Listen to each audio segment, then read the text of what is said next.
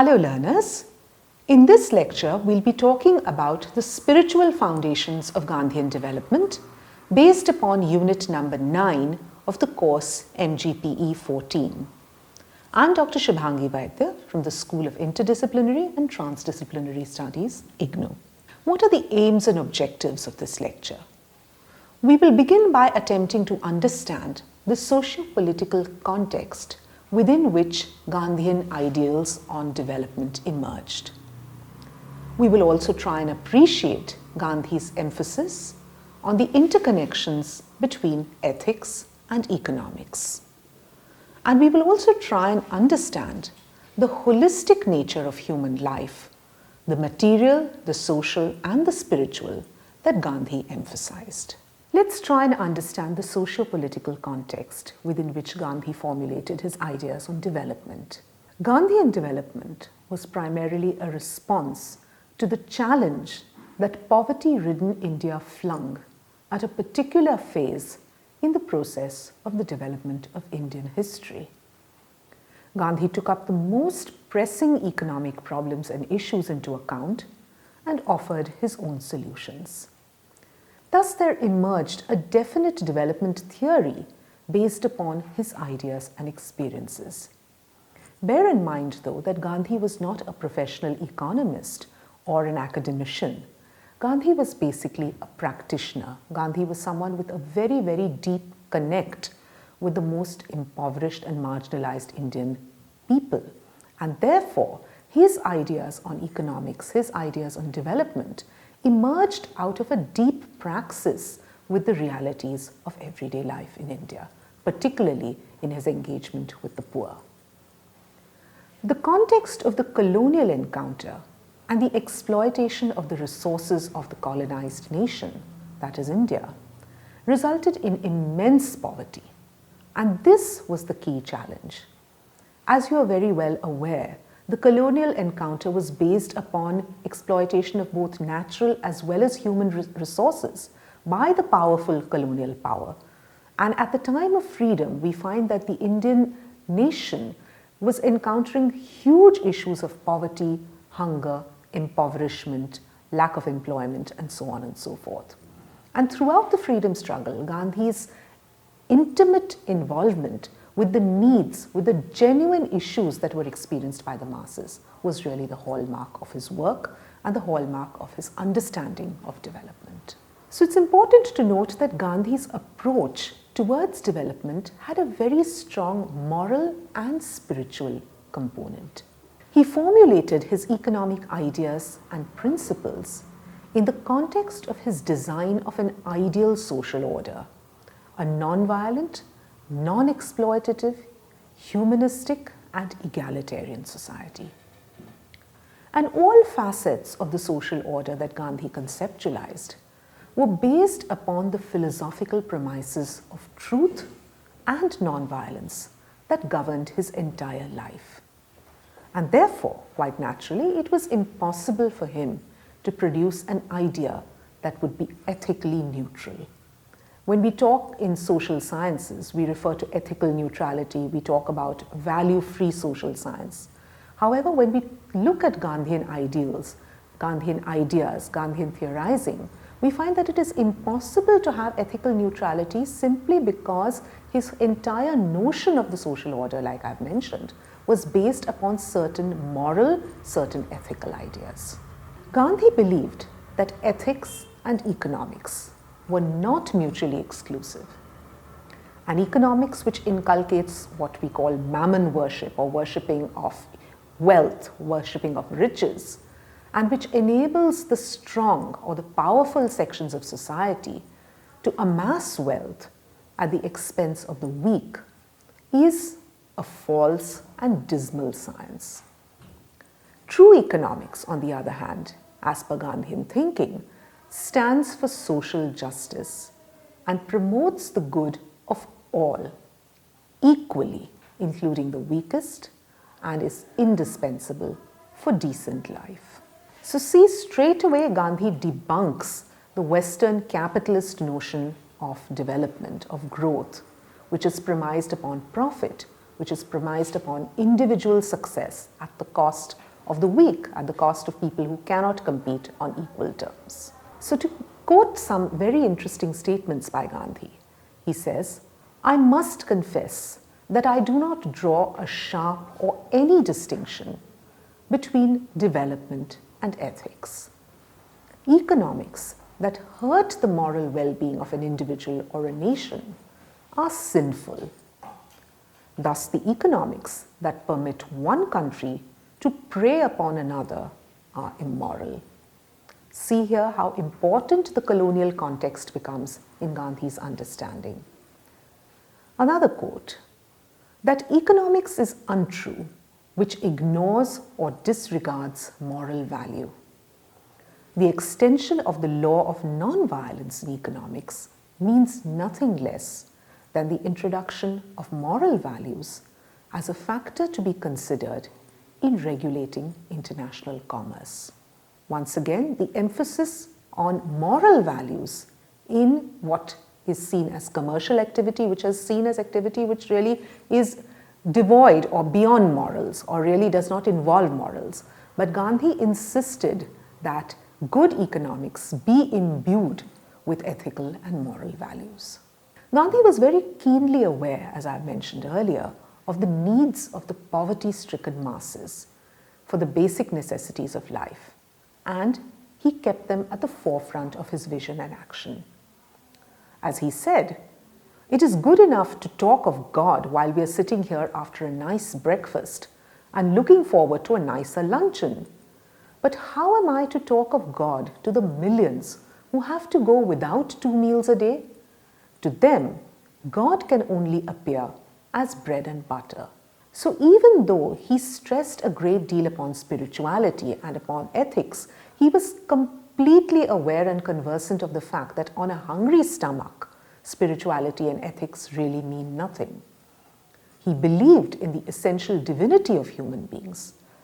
And the God of the poor, who is manifest in the poor, or the term that is commonly used, Daridra Narayan, was a very, very important aspect that Gandhi placed at the center of his thinking. So while we need an ethical or a moral order, this ethical or moral order cannot be built on the hungry stomachs of the millions. Frank Moraes, the famous writer, wrote, "To him, the basic fact of life is that man must eat.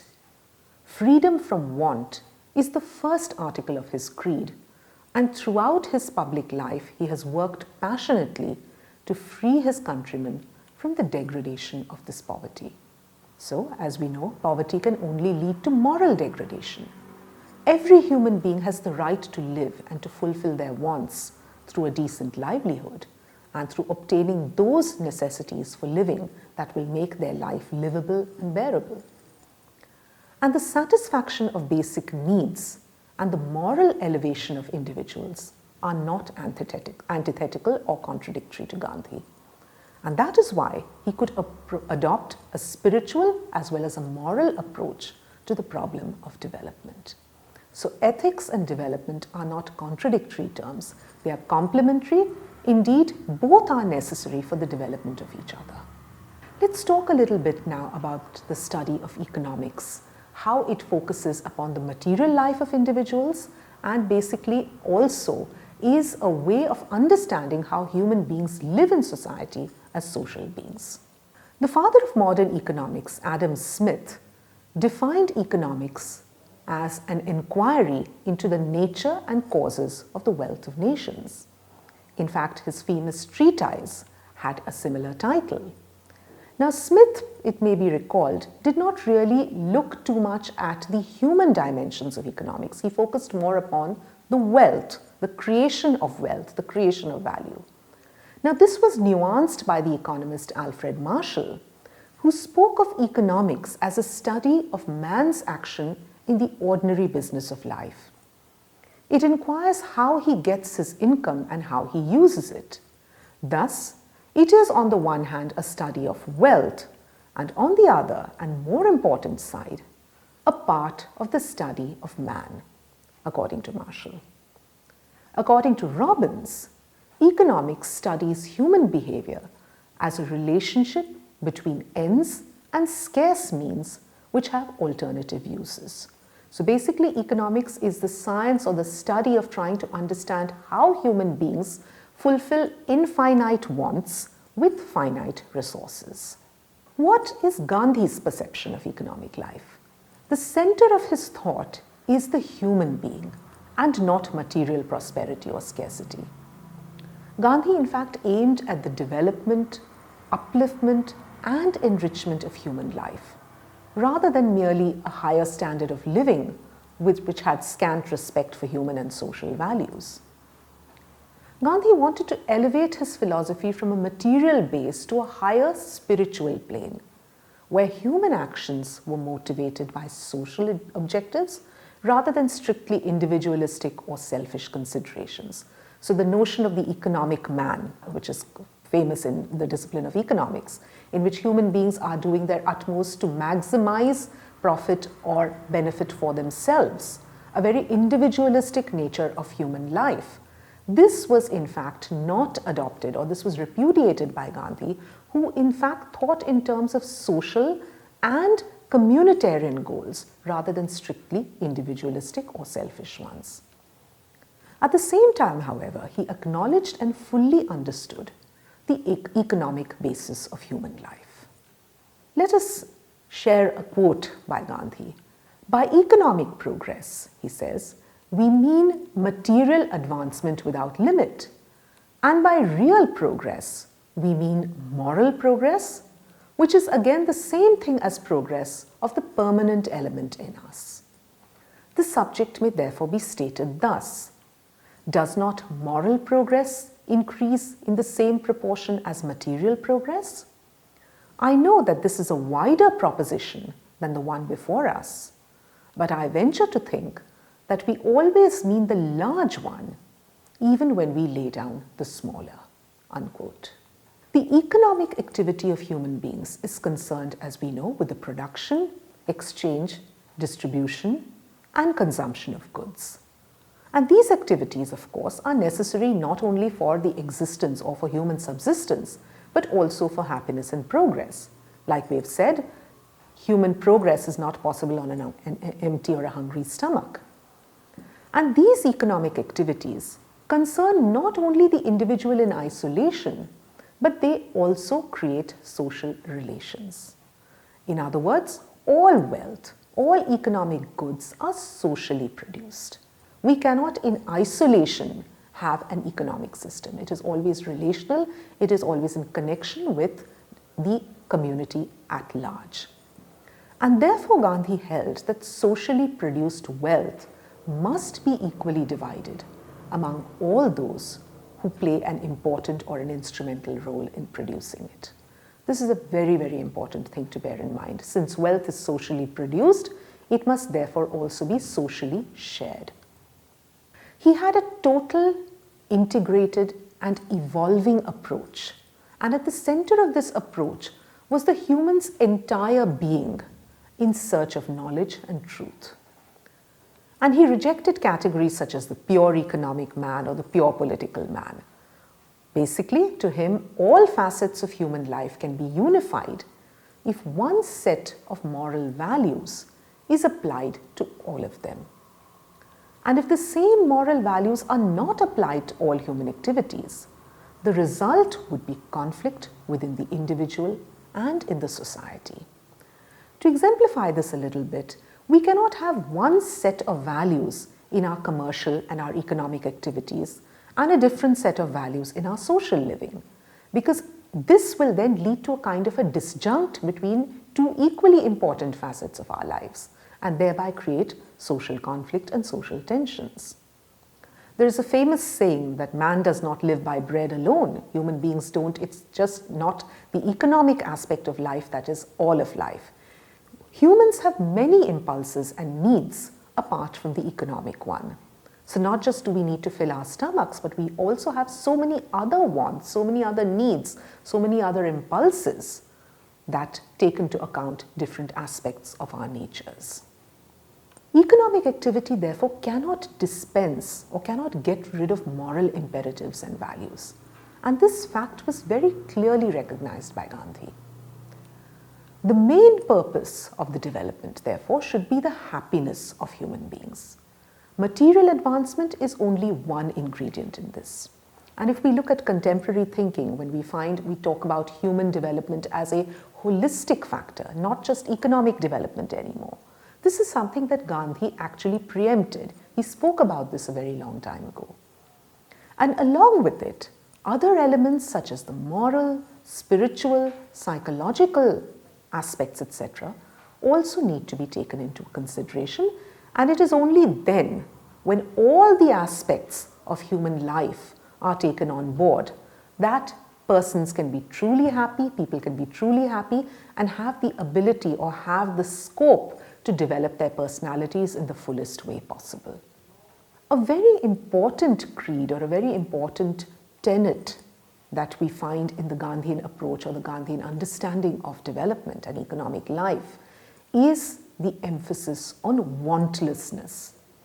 Now, this may sound like a very alien concept in the world that we live in, where accumulating luxuries, we're accumulating material goods, where getting more and more things is so very important. In a way, it seems to drive our entire existence, to accumulate more and more, to accumulate better and better material goods. So, as we've discussed, economic theory deals with the laws and principles which govern the functioning of an economy, and it takes into account three very important factors, namely that human wants are unlimited, means to satisfy them are limited, and therefore means have alternative uses. And the study of economics is basically when we try to understand what ways human beings use to fulfill unlimited economic wants through scarce resources. So, had the wants been limited, or our resources been unlimited, or had both these conditions existed, economics as such would really have been redundant. There would have been no need to study it. Now look at how Gandhi turns this on its head. Instead of satisfying maximum wants with limited resources, Gandhi says, reduce your wants. He was of the opinion that wants are only the source of pain. You may experience this in your everyday life. When we want something very badly, we are in a situation of distress. We are agitated, we are restless. And only when we satisfy that want do we feel the pain easing. So basically, wants and satisfaction of wants is not a happy process according to him. He thinks that the maximization of satisfaction is inconsistent with the maximization of wants. So when a want is a painful experience, we need to remove it in order to get rid of pain and in order to obtain pleasure or joy. And it is only the elimination of wants, unnecessary wants, that can result in a state of happiness or bliss. Related to this is the doctrine of non-possession. Gandhi very strongly advocated not receiving anything more than was strictly needed, equating this with stealing something that does not belong to us. So when we want more than what we are really in need of or what is really absolutely essential, it is in a sense, according to him, as if we are stealing or we are robbing things over which we have no rights. And the tendency or the propensity to accumulate commodities cramps our soul and degenerates into the morbid desire to make a fetish of the external goods of life. I am what I have. We become what we are, or we want to become what we are. And this is profoundly depleting to our spiritual lives, to our sense of humanness, because we then become equated with the goods that we possess. And the luxury of the ascendant classes or the richer classes, therefore, according to him, makes them morally deprived. The monopolization of the things needed by all, by a few at the top, is unjust. And increasingly in the world, we see this huge gap between who we call the haves and the have-nots. Everybody has needs, everybody has wants, but the monopolization of goods by a select and small segment of society is really the basis of a profoundly unjust social order. And therefore, accumulation, according to him, is something to be condemned, because it is not something that can be practiced by all. Not everybody is in a position or in a situation where they can accumulate whatever they want or whatever they desire. And accumulation by a few amounts to the dispossession of the many. This is a very, very profound thought, that the more we as individuals accumulate, it is at the cost of the want, or it is at the cost of the dispossession of the large majority. Thus, what is the alternative? The alternative lies in giving up our wants, or in renunciation. To him, renunciation is life, whereas accumulation spells death. At the same time, it is not that Gandhi was opposed to the rich. It was not that he was opposed to people earning well, or those who were the more successful, the richer, the more prosperous members of society. However, he exhorted, or he prevailed upon the rich that you must earn, certainly, but use your wealth for the social good, not for personal consumption, conspicuous consumption, or luxurious personal lifestyle. Wealth is something that has a social goal, a social objective, not just individual gratification. Thus, as we can see, he addressed head-on one of the most powerful drives in modern society, the drive for multiplication of wants, which is fueled by an insatiable propensity for superfluous or conspicuous consumption. And as we know, this is really at the basis of the exploitation of the earth and its resources, and to further economic degradation and ecological degradation as well. Alienation is also a very important concept that Gandhi spoke of. He explained the phenomena of poverty, unemployment, and economic distress of individuals through alienation, and was of the opinion that the more we exploit or overpower nature, the more alienated human beings become from nature. And of course, he wanted to focus simultaneously on the relationship between humans and their natural environment, which would end human exploitation, which in turn is the very cause of exploitation of nature. So the interconnection between human exploitation of other human beings and human exploitation of nature is a very interesting concept that we see in Gandhi. And to him, the alienation of human beings is as much from the environment as it is from their true selves. Bread labor is another very, very important concept that was developed by Gandhi. It was both philosophy and economics. And in a precise way, it means that to live, human beings must work. And by work, he referred to physical work, to labor in which we use our hands. And inherent in this is a very, very important concept of the dignity of labor. It is not just labor of the mind or labor of the intellect, but it is manual labor, which according to him is really the very essence, or what he calls the current coin, which enables an individual to achieve wealth or is able to earn his livelihood when he is able to convert his labor into the goods or the services that he needs. Bread labor he also conceptualized as a yajna, and like I mentioned, the dignity of labor is paramount in his formulations. So to conclude, although Gandhi was not a professional economist or a theoretician, his ideas on development are of great interest and relevance in the contemporary scenario. His emphasis and deep engagement with the lived realities of the poorest, most marginalized sections of society was crucial in placing their needs and their welfare at the forefront. His understanding of the interconnections between the material, psychological, social, and spiritual dimensions of human life presented a holistic and integrated approach towards development. And to conclude, social justice and the creation of a non-exploitative moral order which is based upon dignity of labor and reduction of superfluous wants are the need of the hour. Thank you.